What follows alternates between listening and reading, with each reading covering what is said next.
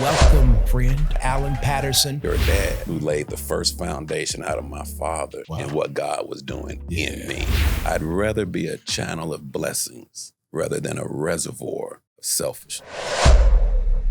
I teach my church this, cross it big, think big, believe in God. Once you learn that, think bigger, believe in God's grace. Here's the clue, the ER, expecting results. And then once you learn how to think big, then you graduate to thinking bigger. Don't stop there, but have hope. Have outrageous, positive expectations.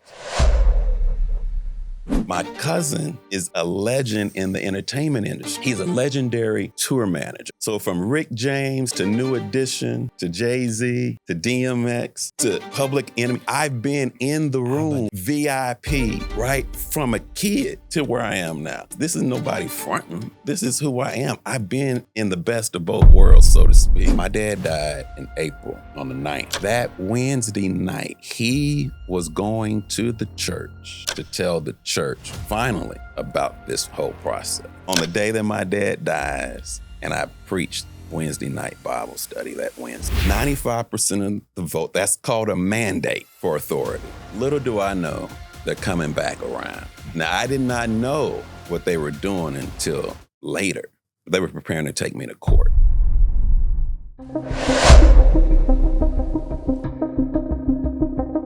Hey, what's up? I was just checking out my YouTube analytics, and I'm really kind of surprised. You know what? Maybe you thought you were subscribing. You know, YouTube would do crazy stuff and they'll unsubscribe you, this, that, and the other. But do me a favor, please. You already know the song and dance. The more people subscribe, the more it gets pushed out. I really want this content to get pushed out. So if you think you've subscribed, check and make sure. If you haven't subscribed, don't make YouTube analytics think elsewise. All right, back to the episode. Welcome back to another episode of Legacy Conversations, where I am your host, Jasper Williams III. We've got another banger on today. My friend and my brother, my cousin, man, grew up with this guy and his family, and wait until you hear his story. If there's anything that Alan Patterson embodies, it is legacy. Welcome, friend. Welcome, brother. Welcome. Welcome, cousin. Glad to be here. Man, what's up? What's going on? Man, I'm good, man. I'm blessed. I got to ask you something. If you didn't live in Houston, would you ever consider living in Atlanta? Probably not. Probably not? Nah. Why? I like to visit. I like to visit. Yeah. It's a pretty city, though. I like it. It's nice. Welcome to the Legacy Conversations. Thank you. Let me say this, though. Yeah. I want to congratulate you publicly for what you're doing with this platform. Well, thank you. You've been doing an amazing job. I tune in every Thursday, and you've blessed me. Thank you. And I believe you found your niche. Thank you. And, Thank you very much. Very powerful. And I could not come to Atlanta and come to the set of Legacy Conversations and be talking to a Williams without acknowledging, since it is Legacy Conversation, your father. Yep. And you know, if your father and my father have so much history, if you would just allow me to share this story, because I thought I was the host, but I appreciate, I love it. I think you about the only somebody that could take the mic and run with it, and I love it. Please. No, I'm joking. Go ahead. So this plays a part on the legacy piece, though. You know, my father has all the national preachers. They would come through Corinth in Houston when my father was pastoring. I'm talking about late 70s, early 80s. You know, I heard all these preachers come through, but we're kids. I'm like 6 years old, 7 years old, 9 years old, not paying attention. You know, we sing in the choir, sit down, revival nights. But every July, we would have our mid-year revival, and my father started bringing your dad. Mm-hmm. The first time your dad walked out that door, it just caught my attention. Wow. So outside of my father, the first preacher, although I've seen many preachers and national preachers come through Mount Corinth, it was your dad who laid the first foundation out of my father and what God was doing in me. Yeah. I mean, when he walked out, from the clothes to the charisma to his communication. I gravitated towards that as a kid. Yeah. And then after that, as a teenager, it was Ralph Douglas West. Same thing, the charisma, the communication. And I was trying to work my way through God calling me, and I could not relate to the older preachers who were coming through at Mount Karim. So I'm like, God, show me how I fit in this. And so it started with your dad, and then, you know, you back in the day, you know, Ralph with Pastor West, he would be like in, you know, a Coogee sweaters, you know, some Versace shirts or stuff like that. So I'm like, I can relate to that, right? And then it went from that to Pastor R.A. Williams when I became pastor. But before that, it was Dr. George Waddles. And I got the opportunity through him with my dad working at the preachers division. He was the lecturer, and I was the lecturer for the young adult division, lecturing to, you know, ballrooms. At that time, that's when it was like 30, 40, 50,000 people coming to the Congress, Christian Education, National Baptist Convention.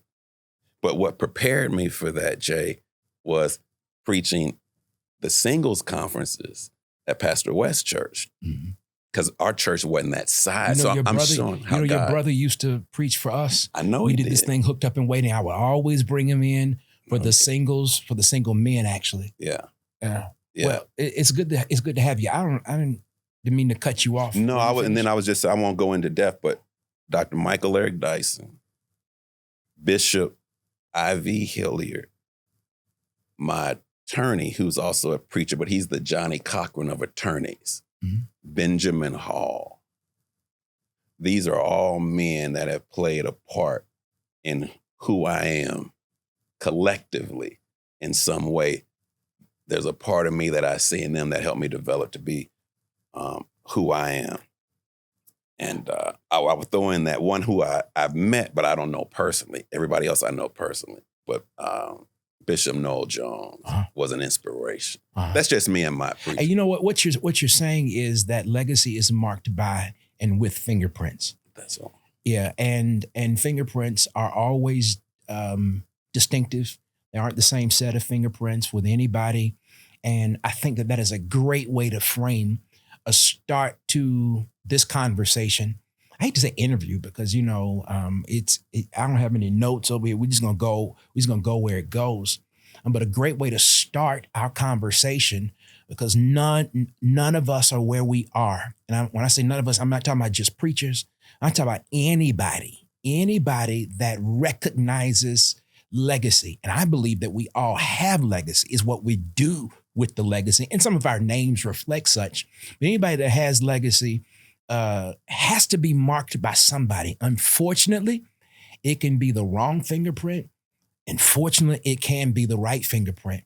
And, you know, again, for you to be the son of, tell us about your dad, because this Legacy Conversations doesn't just reach preachers.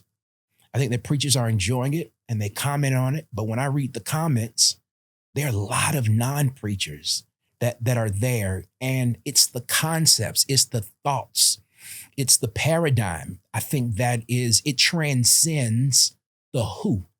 It's that which people gravitate towards because they can actually see themselves. You can see mine in, you know, Granddaddy, Jasper Sr., Dad, Jasper Jr., me, Jasper III. And all of them have fingerprints. What about you? Tell me a little bit about your father and how your father, tell our audience, there's only one Dr. A. Lewis Patterson, tell our audience and paint a picture, a true picture. I don't want you to be modest. I want you to paint a true picture of who your father is. In fact, he's passed, you know, I would say was. And how did he set you up to inherit a legacy to go to the next level? Well, let me say this. He's made an indelible impact in my life with an indelible imprint. And if there was one thing I could say that I got from him the most, was giving. Giving? Giving. I always saw my dad giving, and he taught me that principle. Here's a quote from Alan Patterson Jr. I'd rather be a channel of blessings rather than a reservoir of selfishness. And that's why I've come from Houston, Texas, flew into Atlanta, Hartsfield, came down 85, north or south from the airport? North, yeah. To be a channel of blessings for your ministry. Oh, man, are you serious? This legacy's conversation. Open it up. Yeah, Lee, what? The last thing I was expecting. Y'all may need some new equipment, some upgrades, some things. Oh, God. What? Do y'all see what this is? Let me just say, very generous, man. I live my life, before we get in, but golly, several scriptures, 3 are my life verses. First one, Matthew 6:33, but seek ye first the kingdom of God and his righteousness, and all these things shall be added unto you. That surrounding context talks about all the things. My dad would say cash, cars, clothes, creature comforts, cottages on the crib, everything you can think of, Caribbean cruises. He said, I'll add that if you seek me first. Second life verse, which is connected to that gift right there for this legacies conversation. Luke 6:38. Give and it shall be given unto you. Mm-hmm. Pressed down, shaken together, running over, shall men give back to you with the same measure you've given out. My daddy taught me these principles. Mm-hmm. So that gift, it says men who I don't even know who God is placing on the hearts are going to give what I just gave, but what I just gave you, what I'm going to get back is going to be pressed, shaken together. You can't beat God-given, my dad taught me. And then my life verse is Ephesians 3:20. These 3. Now unto him who is able to do exceedingly abundantly above and beyond all that you could ever ask or think, according to the power that works in me through Christ Jesus. That's that scripture. This is how I end up on legacy conversations. God has done exceedingly above and beyond all that I have imagined and have thought. And he keeps blowing my mind. I know you got a lot of doctors who are watching this tonight, real doctors. I'm not that way. I'm more simple. So I need acrostics, Jay. Can I call you Jay? Shit, I'm gonna call you Alan. Shoot, yeah. So I teach my church this acrostic: big, think big, believe in God. Once you learn that, think bigger, believe in God's grace. Here's the clue, the ER, expecting results. And then once you learn how to think big, then you graduate to thinking bigger. Don't stop there, but have hope. Have outrageous, positive expectations. Bigger hope. Man, that's how I'm sitting here.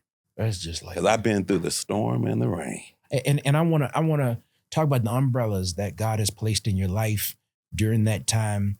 And I see you in so many ways living out. I believe that blessings are generational. When you look at scripture, the curse goes to the 3rd and 4th generation, but blessings, it says it'll be to 1,000 generations. And I believe that as a first generation removed from your father who embraced that, it is exceptional. It is and has exceeded. Tell me about your father. Tell our audience about Alan Patterson. Amazing man. Very funny. I think that I never saw this side of him. That's what I'm saying. I think that'd be love to crack jokes. Love to make you laugh in private. He was a little different in public, but he was stern. He was a military man. So he taught us that kind of structure and order. Incredible preacher. Very caring. He did most of these things, though, behind the scenes. Mm-hmm. You know what I mean? He did things publicly, but a lot of these things he did behind the scenes. Took care of the family. On the road a lot. One of the reasons why I'm here, you know this, but you know Patterson's pretty private people. Yeah, y'all are. Shoot. So it took a lot for me to go ahead and accept this, but I feel one of the reasons why I did this, and you can tell me how you feel about this. Yeah. But before we actually met and got to know each other the way we do, I always felt if there was one person, we're in a very small, in my opinion, we're in a very small category, okay, whose fathers were really iconic, transformational individuals at a time when there was no YouTube, there was no social media. That's the difference. And here's what I try to tell people when they say, man, how can you walk in your dad's footsteps? How can you, man, because there is no comparison. When my dad was preaching to the preachers in the Congress of Christian Education, man, the only place you could go was the convention. That was the only outlet. Now everybody has an outlet. You understand what I'm saying? Everybody has a page. Everybody has a channel. So my point is, you can't duplicate that. Yep. And then to preach to the preachers, you can't duplicate that. Mm-hmm. So it's not even a competition or an inferiority for me. I embrace the fact that he was one of a kind. Mm-hmm. And he taught me and my brother, Alan Patterson III, rest in heaven. He gave us confidence at the house. I am complete and I am confident.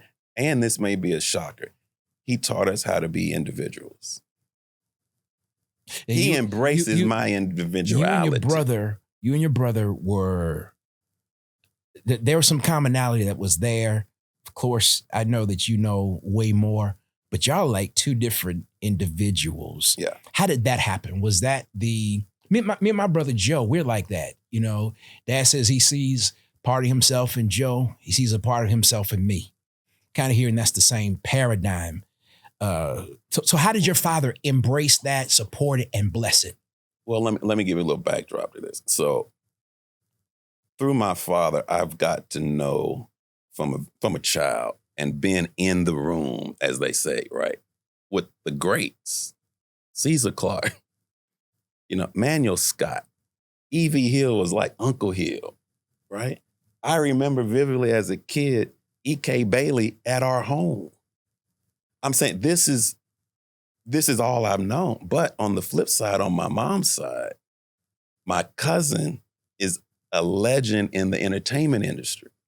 He's a legendary tour manager, right? So from Rick James to New Edition to Jay-Z to DMX to Public Enemy, you just name both them. Sides. And I've been in the room. I'm about to say, I see it. VIP, right? From a kid to where I am now. So when you got to know the back, like this is nobody fronting. This is who I am. I've been in the best of both worlds, so to speak, with Literally. the best. Mm-hmm. And I observe. I'm a sponge. I soak it all in. And it's made me who I am. Now, unapologetically so. I got a feeling that word's going to come up more than once. Al, A. Lewis III. I don't know. You when I first met you, you were a little standoffish. So I'm introverted. Okay, to a degree. You got to watch. You watch people, and I think it takes a pretty good bit for you to trust people and allow folk into a certain area, certain space, in you. But you said something. You had both sides. Yeah. The preaching side and then the entertainment side. What I know of Dr. Patterson was holiness, that he lived the life that he preached about. Whenever you saw him, you're going to see your mom. And all the foolishness never accompanied him. How was he when it came down to you being VIP in some of those rooms? He loved it. He loved to hear the stories. That's really? Yes. Really? Rick James stories? So I was a kid back. I mean, I was younger, but the hip hop and all that. Yeah. I was March 1997. March 1997, LA. Soul Train Awards. I'm on the front row sitting next to Mary J. Blige. I saw the last performance of Biggie Smalls before he passed away that night because I was at the Peterson Automotive Museum. That's where the after party was. I was there that night. I saw Biggie Smalls 15 minutes before he passed away. Before we got back to the W Hotel in Hollywood. Back then, you had the Sky Pages. We didn't have the phones back. It was man, he passed away. I was there. I never. And then that's when I came back home and accepted my call to preach. After Biggie died. Yeah. Did he have anything to do? The death? Biggie's death? Did it have anything to do with you accepting your calling? That night, I saw, this was right when he was about to really ascend. The album that just came out. I was in the presence of greatness and saw that elevation. The word says, what does it profit a man to gain the whole world and lose his soul? I saw that young man that night. We're approximately about the same age. I'm 26 years old at the time. That's the other thing. I'm a late bloomer when it comes to accepting my call. You know what I mean? I've watched your podcast. A lot of these guys, you know, teenage kids accepting the call. I knew I was called. I just took the scenic route, but I got there. Mm-hmm. Yeah. But yes. But what did Biggie have to do, his death, with you? Like, was it a shock? Was it when you're in the presence of someone young, right, that has so much to offer, so much ceiling to reach, and in 15 minutes they're gone? It got your attention. Yeah. Okay, you've been putting this off. I knew I was called to preach when Al accepted his call to preach, and that was, 92, I believe. I mean, I've been known as, God's been working on me a long time. And I was running. I guess is the point. I was running. You running, is rebelling another way? No. It's hard. Even now, it's hard to see myself in the light and the way that people see who a pastor should be like. I have issue with that. How do people see you? How do you see yourself? I don't know. I don't know how people see me. Okay, you brought it up. I'm saying how people in general perceive a pastor to be. I'm not that guy. The problem is I love God with all my heart. The scripture says, man looks at the outward appearance. God looks at the heart. My church never saw my dad, Jay, in 44 years in the pulpit without a suit and tie. Am I making sense? Here's what I'm saying. My problem is with the perception in general that people have of preachers and pastors. Mm-hmm. Now, here's my problem. My dad also preached for 44 years. You're not preaching the gospel if what you're preaching cannot be preached in the Swahilian section of Africa. My problem, Jay, is, well, let's look at the text. Now, you can tell me, I looked in Matthew, Mark, Luke, John, and Acts, and I have yet to find Jesus wearing a three-piece suit and alligator shoes. Why have we restricted that that's what a pastor or preacher should look like? Mm-hmm.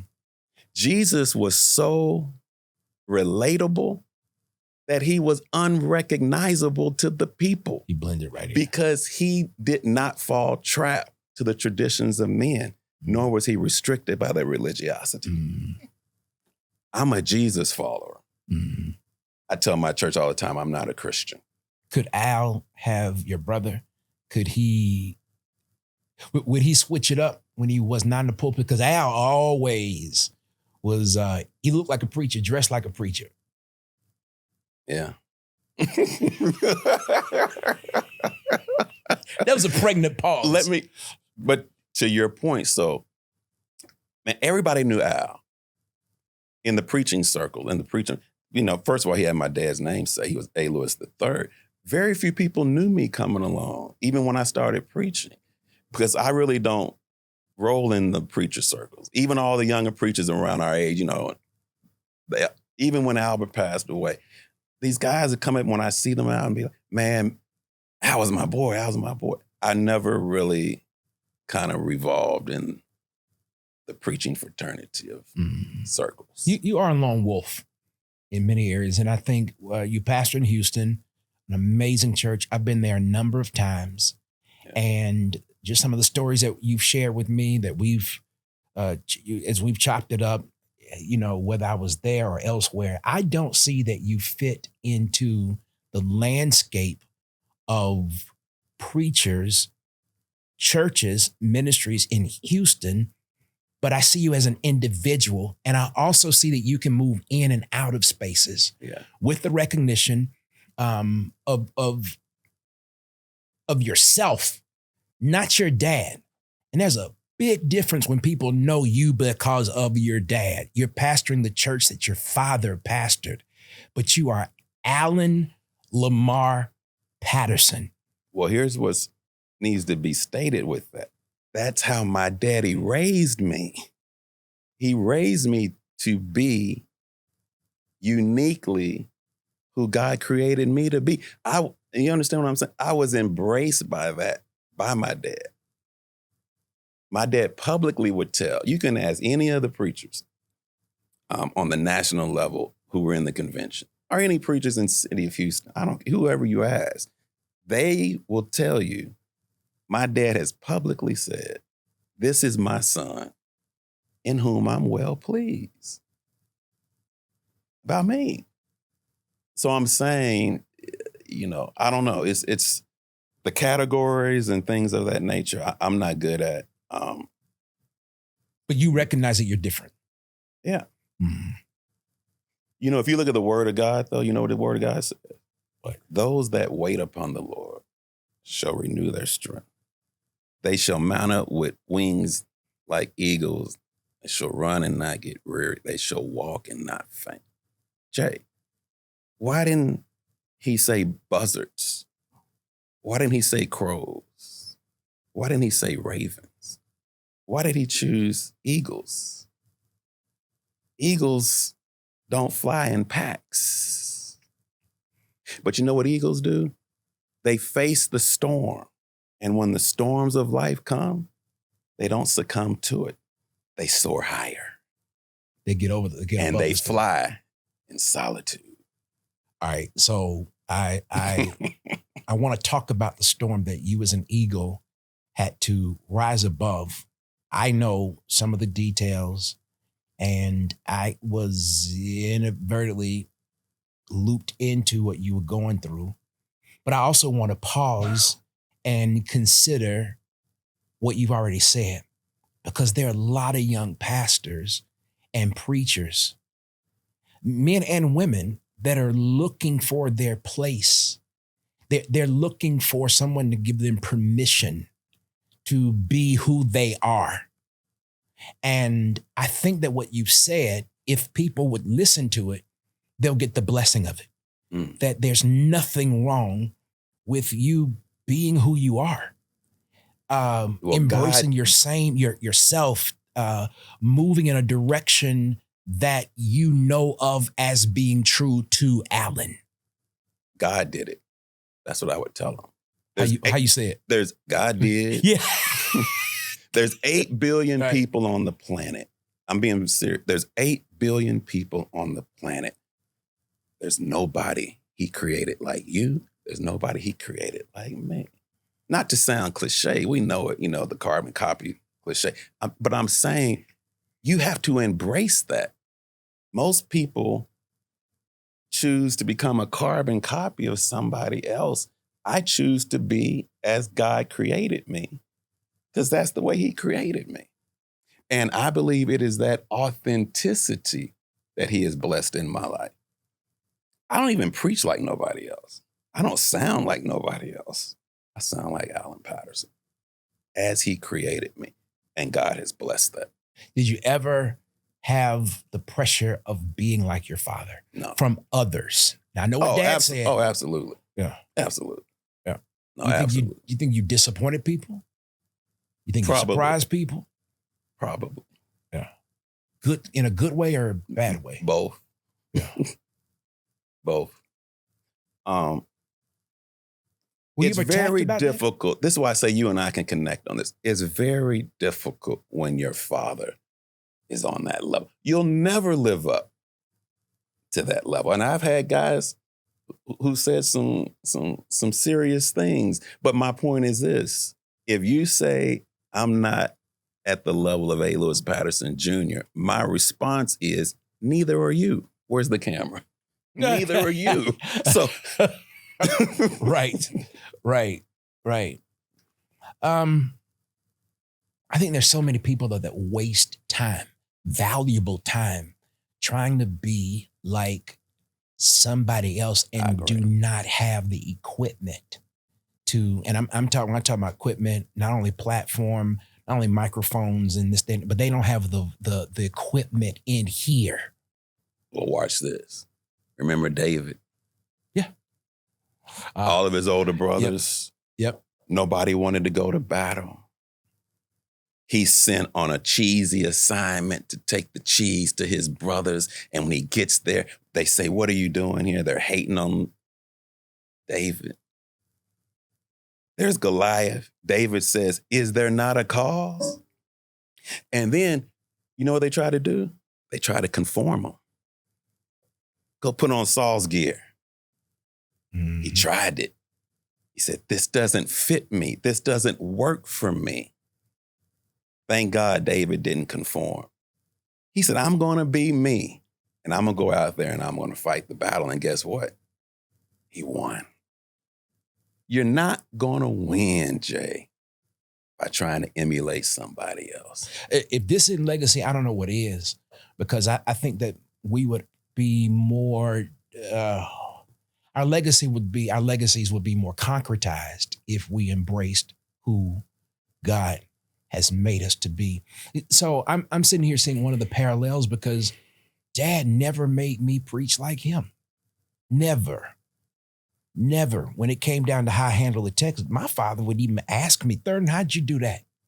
And I'm not talking about ask me from a patronizing way, but the style that I had and have. There was interest that was there.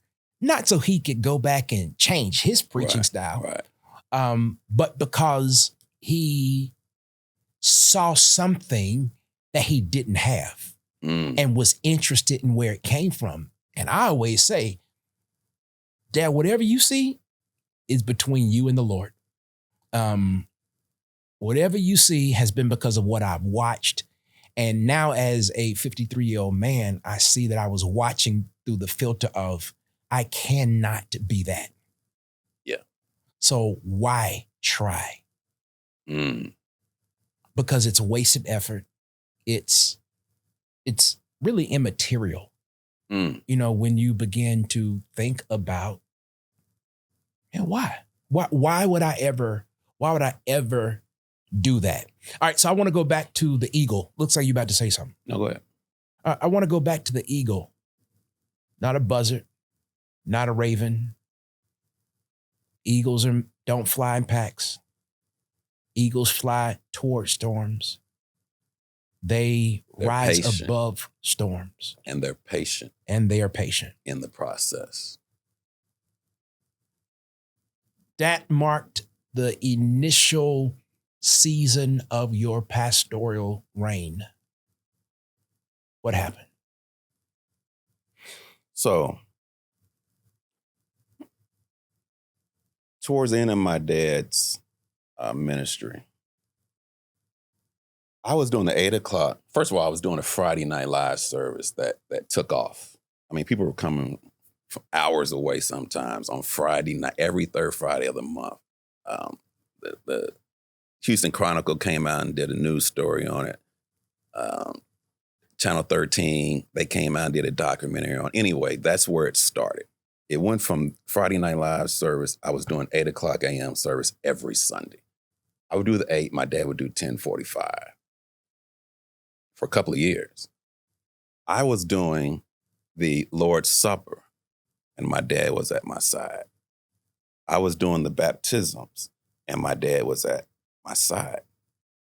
I was doing administrative things at the church that my dad had allowed me to take over and do.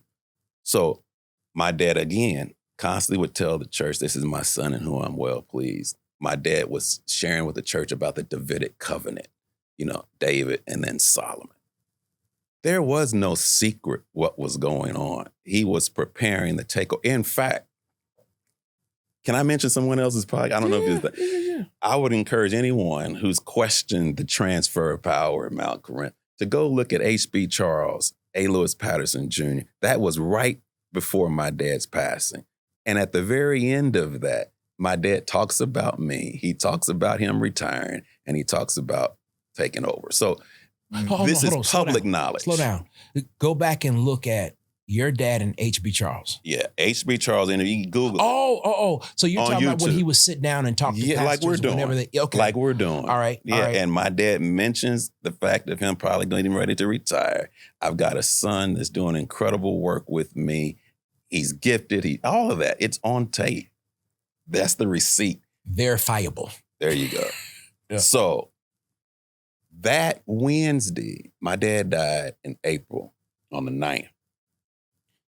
That Wednesday night, he was going to the church to tell the church, finally, about this whole process. And he died. Now, I'm in Atlanta because I'm heading down to Augusta to go to the Masters tournament that week. Mm-hmm. I'm at the last exit with my boys. We're exiting to go to the Masters. And that's the most coveted ticket that you can get in sports, one of them at least. And I got the call that he passed away. So now I'm saying, man, I got to get back to Houston because we got Wednesday night Bible study at 7:00. So now I got to get from Augusta back to Atlanta, back to Houston, and it's already like within hours. God navigated the circumstances, Jay, for me to get from Augusta, drive back 2 hours or wherever it took, 2.5 hours, to Atlanta, to the airport. I get to the airport and I'm like, hey, y'all, at the gate. I got to get to the gate at the ticket counter. I got to get to Houston. They make a special convoy to get me through Atlanta, Hartsville, to get me to the gate, and the gate was closed. I was the last person to board that flight. If I don't board that flight, you can't address the people. It's in trouble. Oh, yes. So anyway, got that, made it there. I'm preparing a message at 35,000 feet. On the day that my dad dies, and I preached Wednesday night Bible study that Wednesday. Oh, my. I tell the church, okay, we're going to need to get this done because my dad... Wait. No. Hold on. Okay. You cannot rush past that you preached on the same day that your father passed. Can I tell you why? Because my dad said a call to preach is a call to preparation. Son, always be prepared. My dad prepared me for this, is what I'm saying. How could you emotionally do that? What did I tell you about the eagle and the storm? Yeah, but the eagle takes the wind. Folks don't necessarily think about being an eagle. I do. Okay. Being okay. So the storm takes Solitude, you higher. Yeah. He gives you the strength when you need it in the storm. Was your dad going to preach that night? Or was he just addressing? He was going to do both. He was going to do both. But see, watch this. My dad did not want to have a church vote because he did not believe in that. Wait 1 second. I know it's a good episode. I got 2 words I want to drop on you. Thank you. Seriously. Thank you for your support. Now, I was out the other day and somebody asked me about how it is that they can actually support Legacy Conversations.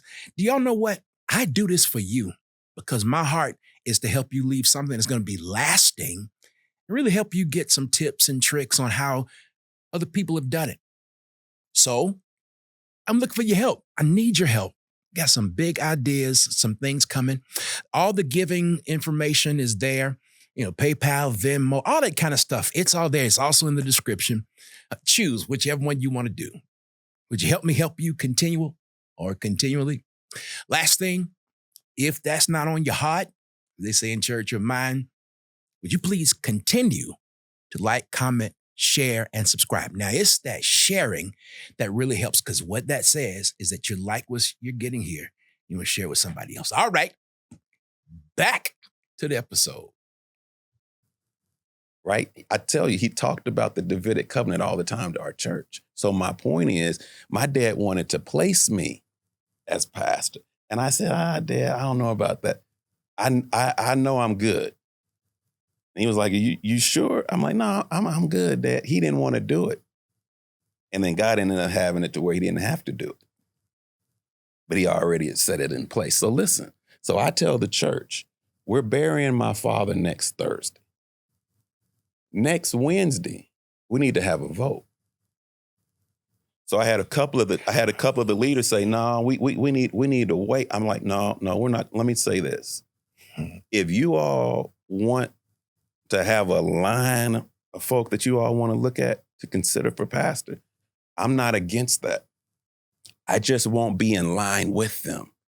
Because I've been preaching for these last couple of years. Every week. I've been exactly right there.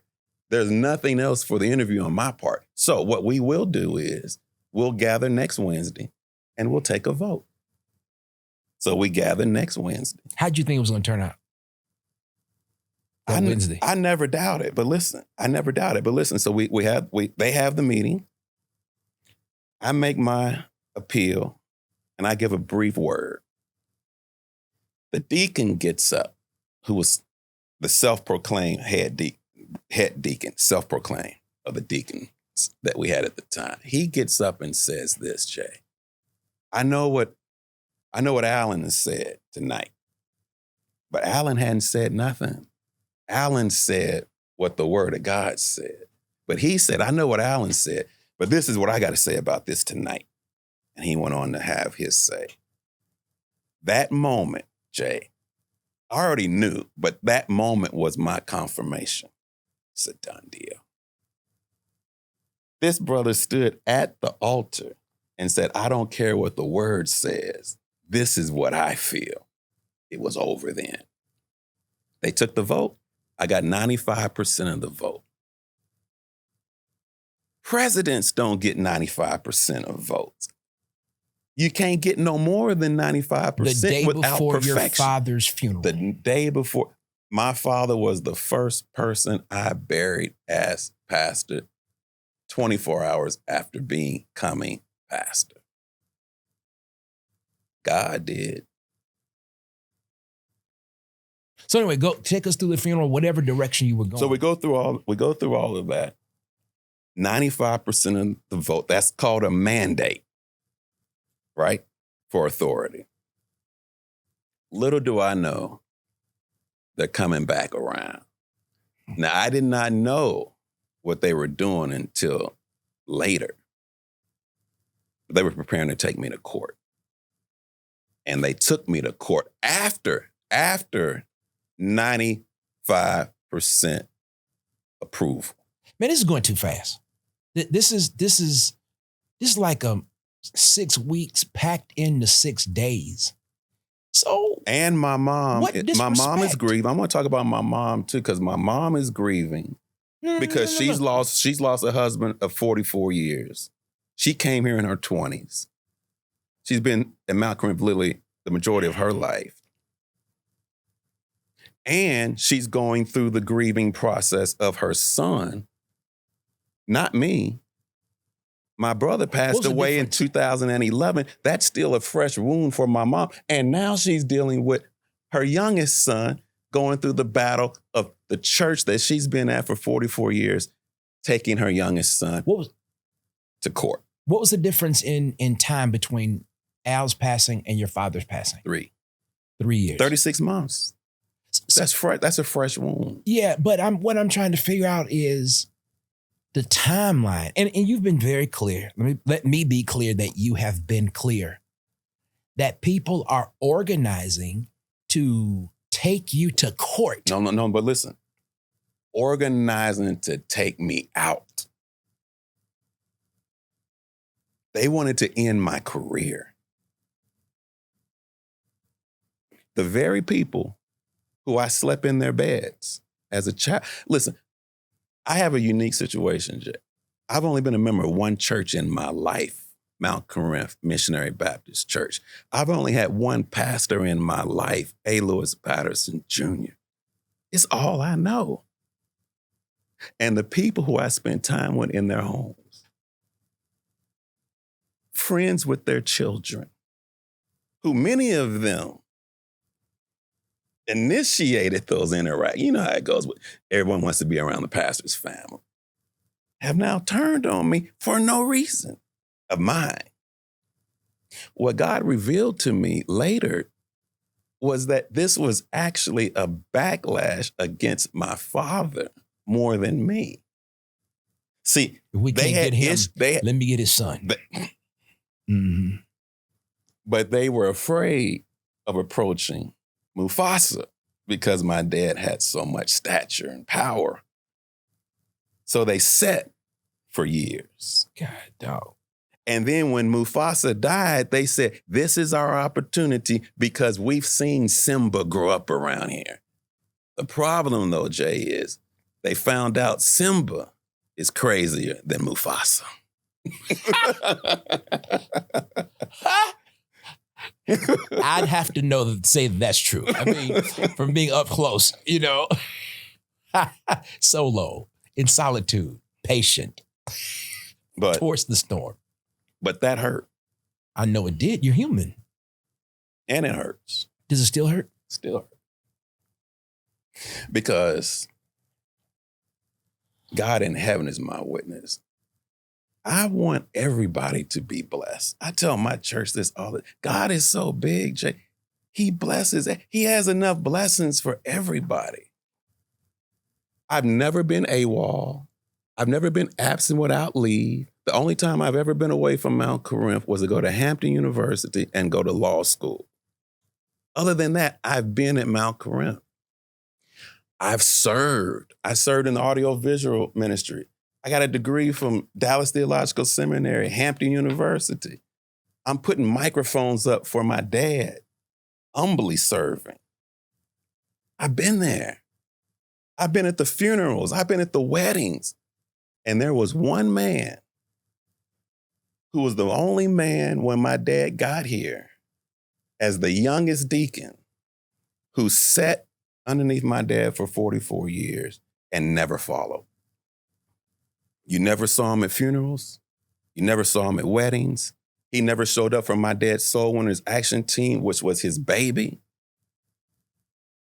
My father's ministry, that arm of the church. And yet, he had that influence to influence others. All right, Simba. What was the other one's name? The uncle. What was his name? Mustafa. I don't know the name. Scar. Scar. Yes. Who did you have a scar? I got scars. I got scars. But you know what? There's this preacher. Man, he's got Harry White. Have you heard of him? That name sounds really familiar. Yeah, he's classic. But he's got this sermon, "The lines of my life have fallen in pleasant places." It's out of Psalm, man. You ought to Google it. Man, it'll bless you. But I can sit here today on Legacy Conversations and say this, Jay. The lines of my life have fallen in pleasant places. Think about it. Think about the rare air to be the member of one church your whole life. Yeah. To be under the pastor of a living legend, legitimate living legend, who the pastor happens to be your father. You succeed him in becoming pastor. He's the first member you bury. You know the last words my dad said to the church that first Sunday What? in April? The best is still yet to come. What were the last words he said to you? So I'm glad you brought that up. That Saturday, before I left to go on Monday, before we had the service on Sunday, we had our Soul Winners Action Team. That's where we go out, knock on doors back then. That Saturday, Jay, my mom was like, she had something she had to do. So my mom asked my wife, D, hey, D, will you take, Dad home? D says she's got something to do. So now it went from my mom to D, and D tells me, you need to take your dad home. Very out of the ordinary. I had something to do. I said, okay. Took my dad home. We parked in the driveway that Saturday. Why do you need to go home? Because SWAT was over with. Okay. But my mom had some errands to run. So it was I didn't know if it was they drove in one car. Okay. Yeah. So got it. Right. And he was not well at that time. Mm-hmm. Okay. So took him home. We sat in the driveway. We talked for 2 hours. We talked about ministry. We talked about preaching. We talked about everything. I told my dad in that conversation, Dad, everything's going to be all right. I'm going to make sure everything is going to be all right. Now, I did not know that I would never see him again. But God gave me on that Saturday those last 2 hours of intimate conversation with my dad. And you know what his last words were? What? Son, only be thou strong and courageous. Man. And don't fear their faces. Come on now, when I don't know if you heard, if it got all the way down Atlanta, but when he died, a lot of pastors and preachers turned on me. And they were saying he's arrogant. So his enemies became yours. Absolutely. Mm-hmm. But then extras. Yeah. Just because of the fallout. Mm-hmm. But the word was, he won't listen to nobody. Were they right? Now, here's the point, Jay. My dad has been preparing me for years to pastor, right? My office was right next to his office at the church. We spent time together every week, every month for years.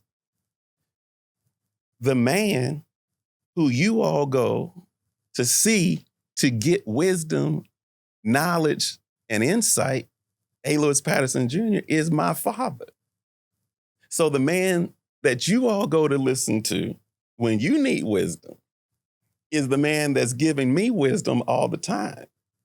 Why would I listen to you when I can go directly to the source, him, who's the one you go to? And you know what he told me? What? Only be thou strong and courageous and don't fear their faces. Why did he say that? Because he knew what I was getting ready to go through.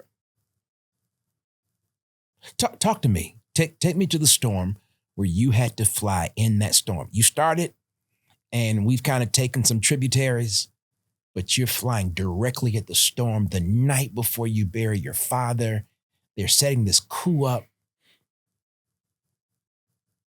Did you preach the Sunday after he passed?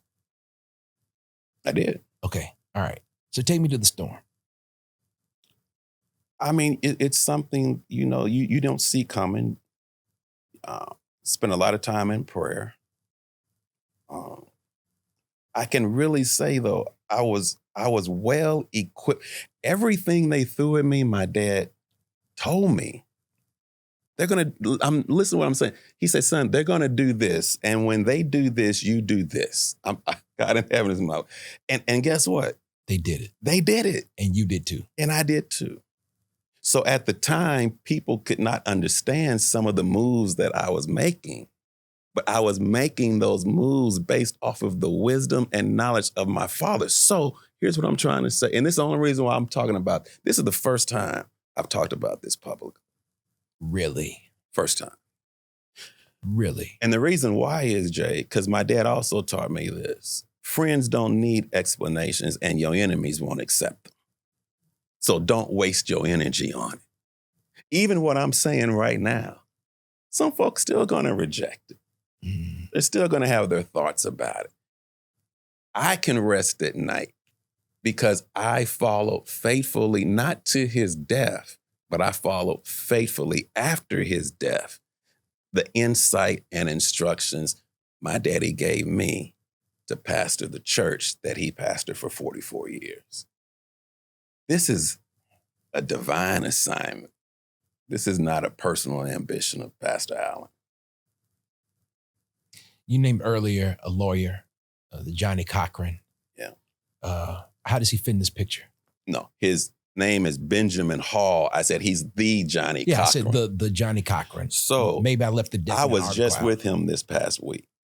And man, listen, he told me the first church when he moved to Houston he came to was my dad's church. And he came for several years.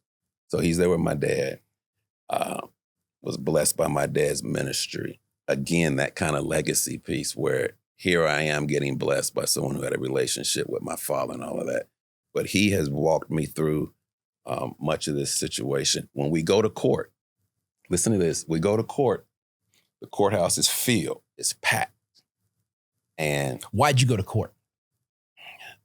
They took me to court for their positions. Their positions? Yeah, I'd moved some people from position because they were out of pocket in what they were doing, and it had to be moved. So they wanted to take me to court for that. There was no scandal. There was nothing to take me to court on. Now watch this. They take me to court and they bring out the dead. I'm talking about folk who left under my daddy in the 70s and 80s and 90s. These folk are in court. They want to see me fall. I walk in with my attorney. We sit down in court. The judge comes out. First thing the judge says, Jay, who brought this into my courthouse? It's going to be a bad Whoever brought this into my courthouse should be ashamed of yourselves. And then the judge reads out of Corinthians. Well, the word of God says, don't do this. Case dismissed. How long did that happen after your father was buried? 2 years. So you walked through this storm. Yeah. You flew above this storm for 2 years. Well, what was it like preaching on Sundays? Let me ask you, were you looking at the same faces who were causing this? They were coming in, men were coming, sitting down front, protesting, crossing their legs and staring at me. And they tried everything they could to rattle me. It never worked. When I told the court, the first time before we went back to court the second time, for the arraignment the first time, I told them the judges ruled and they said, they're going to have a court date coming, but we won the first part of this process. This was on Lord's Supper night. Lady stands up in the middle of the Lord's Supper while I'm reading the scriptures after I said that statement and said, "You're a liar." She yelled, "You're a liar." Church gets silent. Kids start crying. Women are crying. Men are crying. It's pandemonium. Choir members are walking out. Jay, I never stop reading the scripture. The bigger the storm, the higher I soar. And I can't take no credit for it. Gripped by grace and the power of the Holy Spirit, I did not respond in self. God did that. So every challenge that came, we were able to maintain.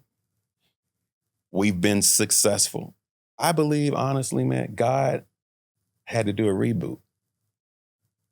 He had to clear some things out. Were you the reboot? I'm not saying that.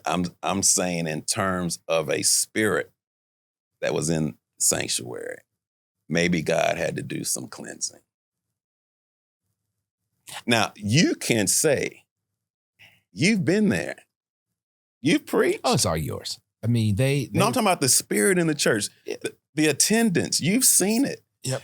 They were putting out He's not going to make it. The church is going down. He's ruined his daddy's church. Man, listen, I'm thinking about this situation. I was overseas. I was a guest of the Council General of Israel, right? State-sponsored trip. I'm over there with some rabbis, right? The rabbis told me this, Jay. They said, you know what the problem is with the West? In the West, they mean America. I said, what's the issue? He said, the problem with the West is the media only reports the extremists. These rabbis told me, follow me. The rabbi said, you know, most Jews love the Lord God. Most Jews love family. Most Jews love their friends. Most Jews love their community. Most Jews love their children. Most Jews want peace. But the problem is the media, American media, only promotes the extremists.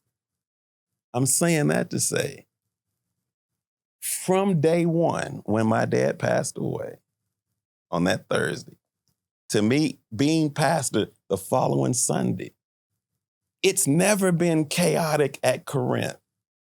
It was the report of the 5% who did not want to follow the other 95%, the extremists, that created this so-called controversy at Corinth. It was never that way. It's just as it was when my dad was there. When do you think you became pastor? Like, when do you think you actually took the reins? And I think you'll always be A. Lewis Patterson's son. Yeah. When I was there, it was clear who the pastor was, you. But when do you think those reins were handed to you or taken by you? I mean, that varies, but let me tell you what my dad said, and I think he's correct. He said, son, it's going to take you 7 to 8 years to become pastor. You'll be called in view of becoming pastor, but it's going to take 7 to 8 years for them to develop trust. Was he right? To absolutely. Now, I didn't think it would take that long because in my mind, I'm saying, y'all seen me my whole life. See, the difference is I'm not some guy coming from Chicago, right? Yeah. Where I got to try to figure out who you are and you all have to try to figure out who I am. Y'all know me. Y'all seen me. I'm a child of Corinth. But Jay, the first place my dad stopped when I was born, December 28, 1970, was not our house. I was born in St. Joseph Hospital in Houston, Texas. The first place my dad stopped was at 4901 Mount Corinth, 4901 Providence Street. He took me out the car against my own mom's wishes and prayed for me at that altar.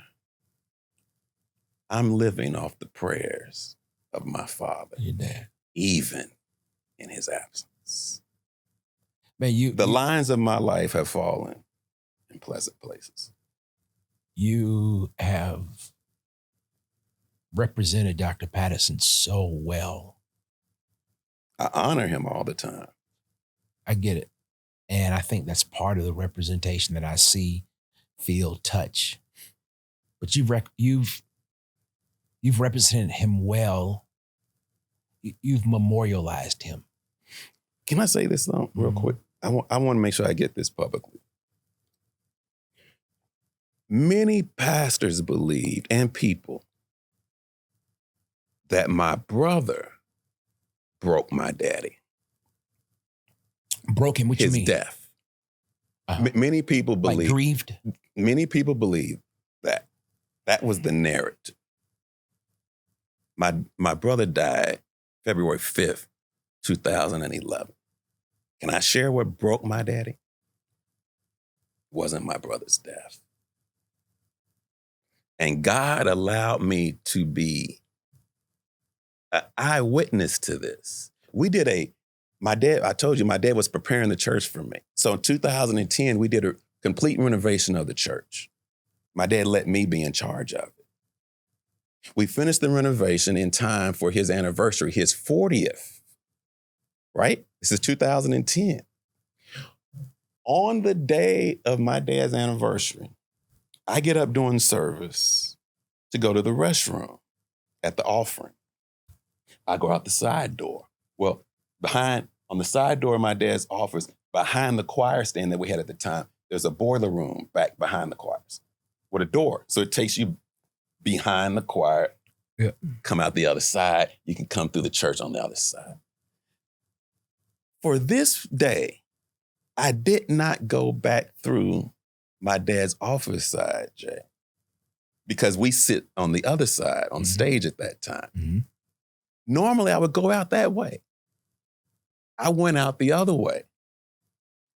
I stopped, did not use the restroom in my dad's office, but I stopped at the restroom on the other side. I had no business over there.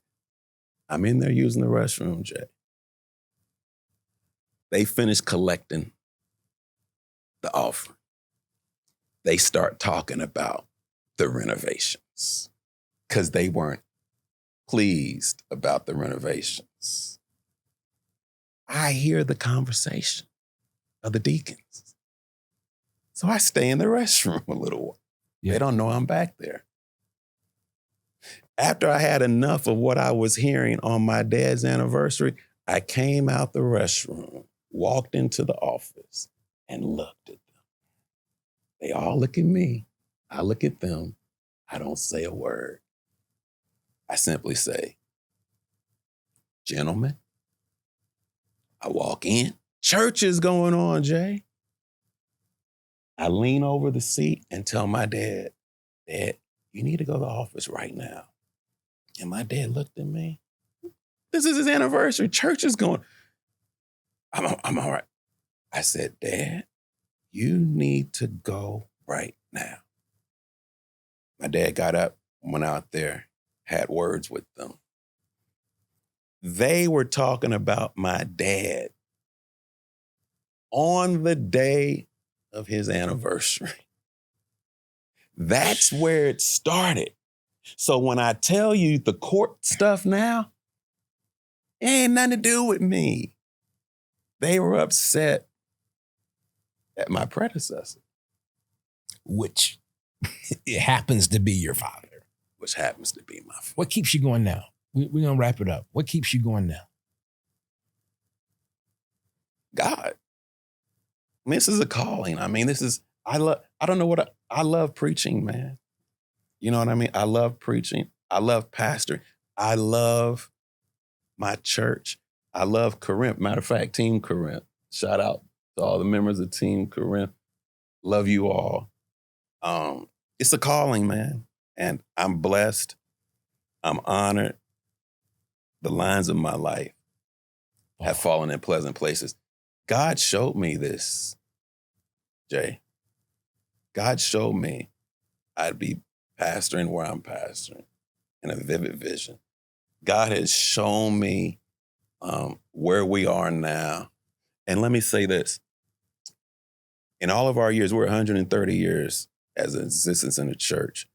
We've given over $100,000 to the elementary school, NACU Henderson, and the high school. Backpacks, uniforms, gifts for Christmas, school supplies. We've done that. Corinth is in the community. We're also in the city. We've helped partner with the Houston Food Bank. This is since I've been pastor.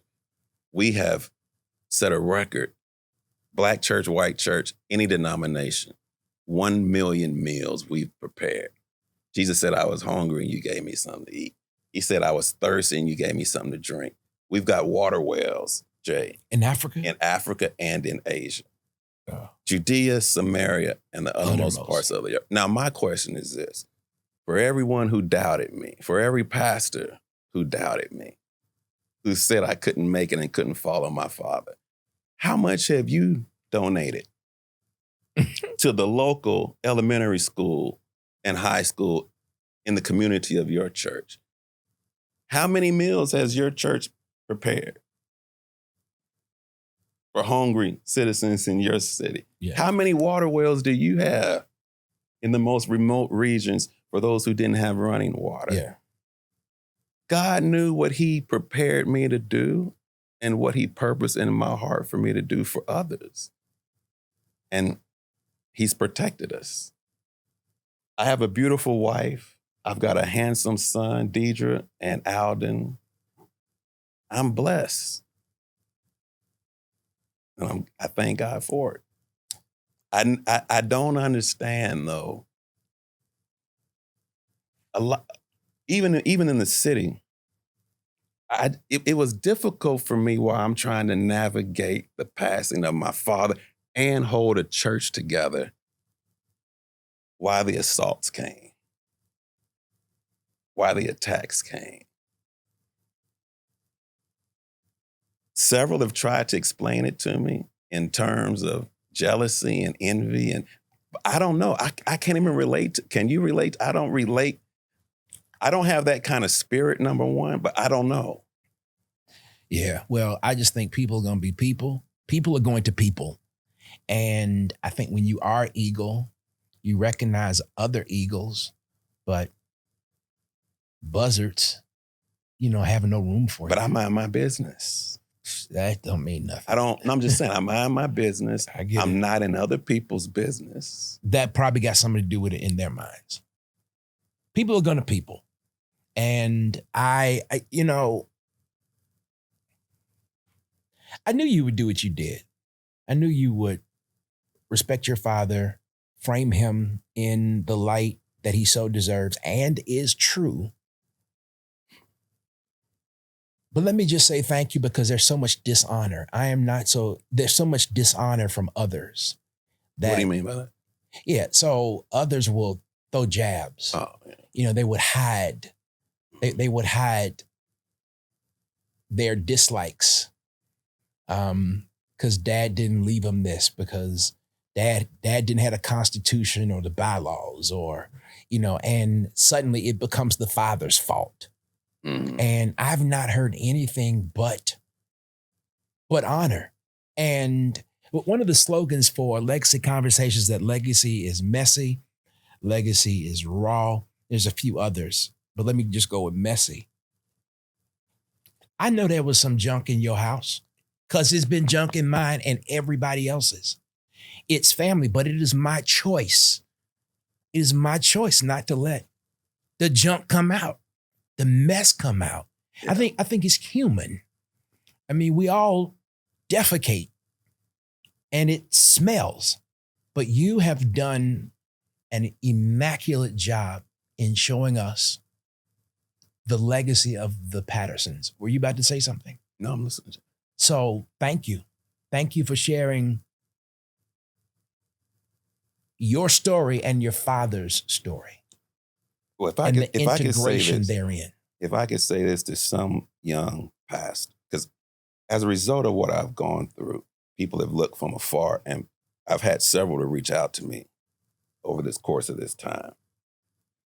And if I could just say what my dad told me, only be thou strong and courageous. There we go. And don't fear their faces. There we go.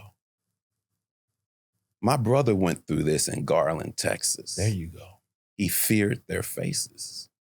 I was ready to fight. You know what I figured out? He only wants to know, God, are you willing to fight? You remember when he sent the 12 spies? He said, I've given you this land. Mm-hmm. Go spy it out, bring a report back. 10 said, yeah, he's right, but there are giants there. He didn't tell him about the giants. He said, I've given you this land. Joshua said, let's go conquer it. Go take it. Let's go take it. They didn't have to fight for it. God just wants to know you're willing to fight.